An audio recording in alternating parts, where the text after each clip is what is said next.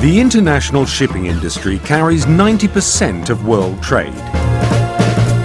It is the lifeblood of the global economy.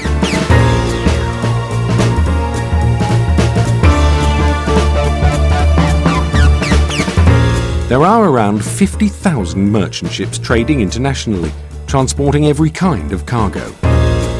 Without shipping, intercontinental trade, the bulk transport of raw materials, and the import and export of affordable food and manufactured goods would simply not be possible. Half the world would starve and the other half would freeze. Ships are technically sophisticated, high-value assets that can cost hundreds of millions of dollars to build. Their safe operation and reliability are crucial to the continuing health of the world economy. And as world trade grows, the international shipping industry has responded to the demand for its services. United Nations estimates show annual freight rates of more than $400 billion, which represents approximately 5% of the total global economy. It is the availability, low cost and efficiency of maritime transport that has in large part been responsible for recent dramatic improvements in global living standards.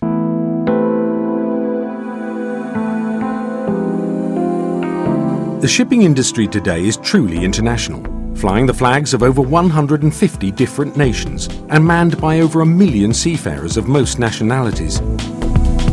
It is also one of the safest, cleanest and most efficiently run industries. So how has this been achieved? It's all thanks to a global framework of regulations which govern safety and the prevention of pollution. It's vital that construction standards, navigational rules and crew qualifications are consistent among all ships in international trade. When a ship sails from Brisbane to Buenos Aires, the same rules need to apply at both ends of the voyage. The alternative would be a web of conflicting national regulations, and that would be disastrous for both safety and the efficiency of world trade. Fortunately, shipping is highly regulated at the global level by the United Nations, in particular by the London-based International Maritime Organization, or IMO. The level of ratification and enforcement of IMO conventions around the world is very high. For instance, the Safety of Life at Sea Convention, or SOLAS, and the International Convention for the Prevention of Pollution by Ships, known as MARPOL, have been implemented by virtually every maritime country. But nations also have the power to detain foreign ships in port if they do not comply with the regulations, a serious sanction port states are not afraid to use. As a result, although the nature of the sea means that ships are exposed to considerable physical risk, the safety record of the shipping industry and its environmental performance are impressive. Serious maritime accidents have more than halved in the last 10 years, at the same time as the amount of maritime trade has almost doubled. The quantity of oil spilled is now running at less than 10% of the level in the early 90s, and carbon dioxide emissions from cargo ships are a fraction of the equivalent figure for aircraft.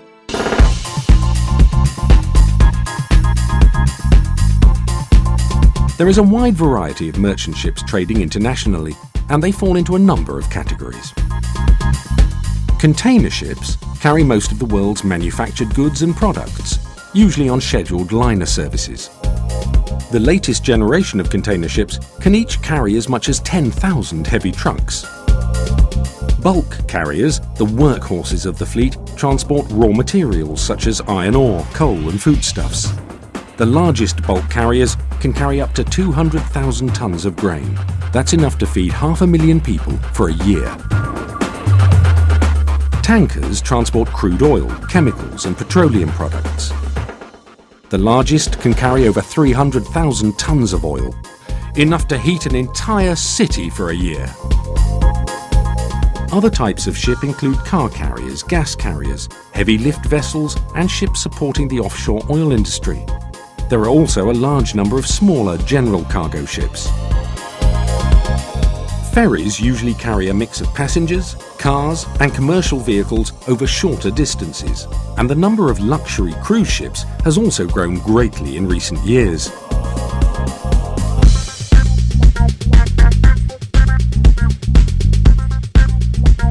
Continuous improvements in technology and efficiency have made the costs of moving goods by sea very competitive.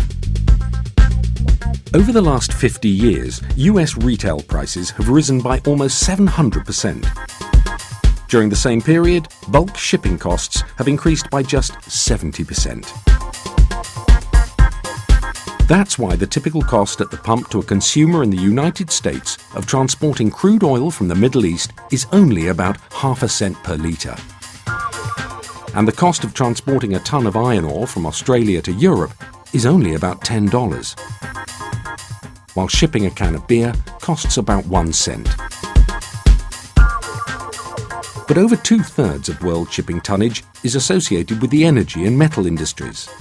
The health of the shipping industry is heavily dependent on them. Moreover, shipping markets are cyclical and notoriously volatile, and one of the main tasks of ship owners is to manage these huge financial risks.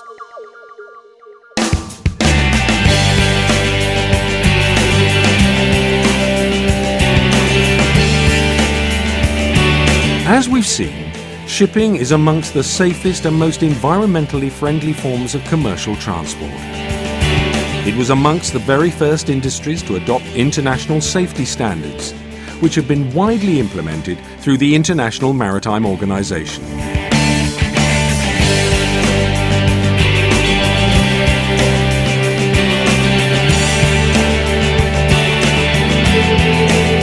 In recent years, the world has seen a major shift towards industrial production in Asia.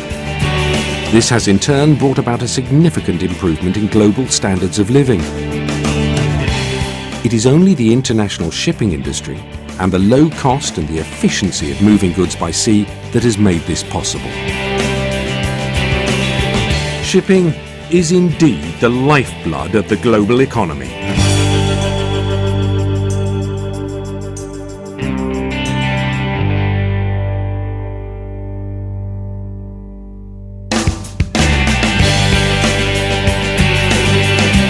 This short film has been made by the International Chamber of Shipping, which represents the global industry at bodies such as IMO. ICS members are national ship owners associations who together represent more than 2/3 of the world merchant fleet. To find out more, visit www.shippingfacts.com.